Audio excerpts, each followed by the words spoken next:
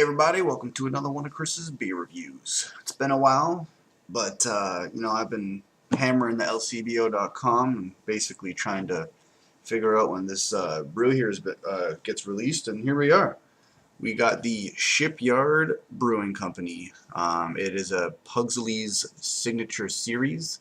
They call it the Smashed Pumpkin. It is a pumpkin flavored extra strong ale at 9% ABV. 625 milliliter bottle. I don't know what it's saying back here. It's got the stamp.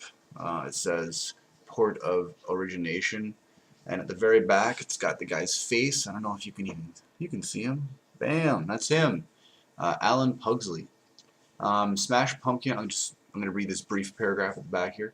Smashed Pumpkin is a big-bodied beer with a light coppery orange color and pleasing aroma of pumpkin and nutmeg. The OG and final alcohol volume provide the structure and body. Pale ale, wheat, and light it's either Munich or Munich malts, combined with the natural tannin in pumpkin and the delicate spiciness of Willamette and Hallertau.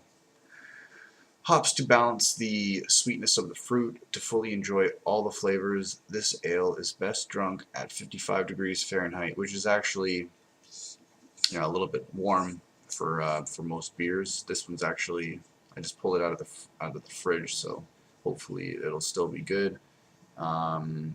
55 degrees Fahrenheit. Smashed Pumpkin pairs well with sharp cheeses, nuts, lamb, hearty stews, and desserts like flan or pumpkin pie. Chefs find this an excellent beer to cook with in dishes such as braised short ribs. Try adding a little Shipyard Bluefin Stout to Smashed Pumpkin for a fall warmer. Oh, that's cool. I've never heard of Shipyard Bluefin Stout. That would be cool. Yeah. So, a little bit different from most of the beers that I've had out there. This one actually says, it mentions OG. I don't know what the OG is supposed to stand for, but anyways, it's got this cool little frilly top here. You can just pull right off, no problems. And you know what? Underneath this frilly top is a cap, specially made for this beer. And I wish I could pull it off for everybody, but you have to clean it and store it, and that will take some time.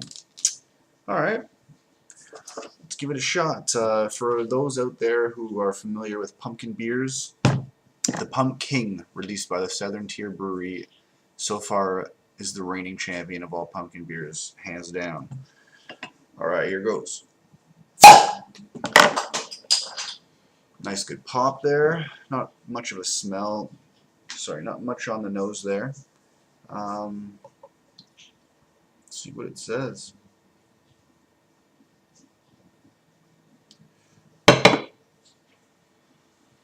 Actually kind of has a little bit of a fermented aroma to it, kind of like an aroma you would get from a Trappist. Alright, here goes.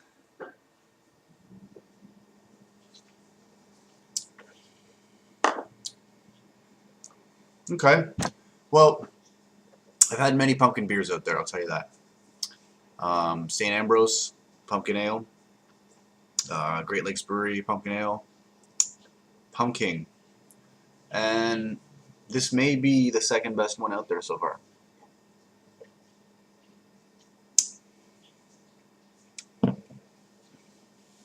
There's something in the aftertaste that I'm not really enjoying that much. It's almost kind of like a really sweet taste. Pretty much what I was picking up off of the Roma.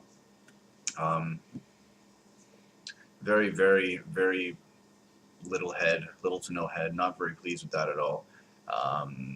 Sadly, that's probably the worst quality of the Pumpkin, which is the best pumpkin beer out there. So the fact that it's got head is real good. So far, the pumpkin beer with the best head right now would be the St. Ambrose Brewery.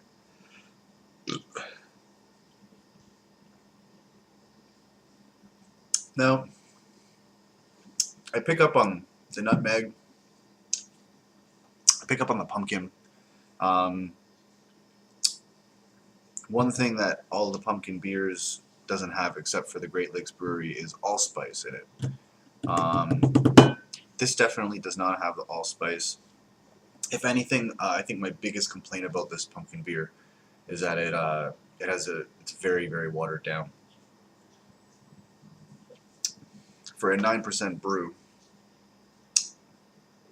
I have to tell you though, it does not taste much like alcohol whatsoever, which is another wonderful common trait that this has with the pumpkin.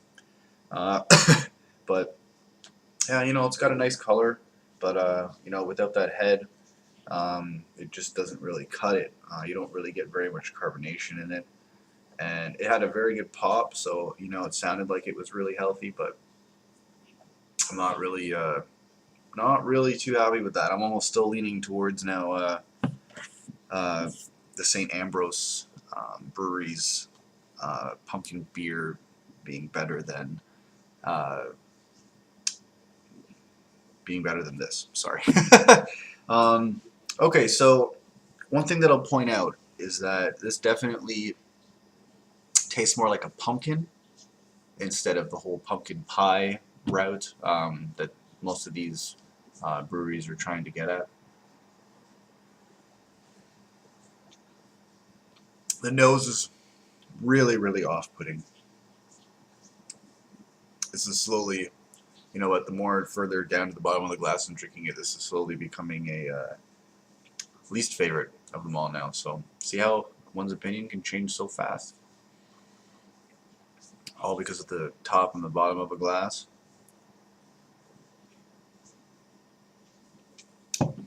Yeah, so yeah, it's not very good. I'm probably going to give it, like, sure, it's great that they tried to choose a direction of pumpkins, right? But it really is a below average tasting beer. And the further I get down to the bottom, the more haggard it is, and it's like making me wonder whether I want to drink the rest of the bottle or not. I don't know if I got a bad brew or not. I don't know. Look at it. Practically flat. Not very good. So that's that. That's all I'm going to have to say. I'm going to probably give it a 2 out of 5 for what it is right now. And I wish I could give a better rating on this baby. So thanks for joining me on another one of Chris's beer reviews. Don't drink and drive, but drink responsibly. Cheers.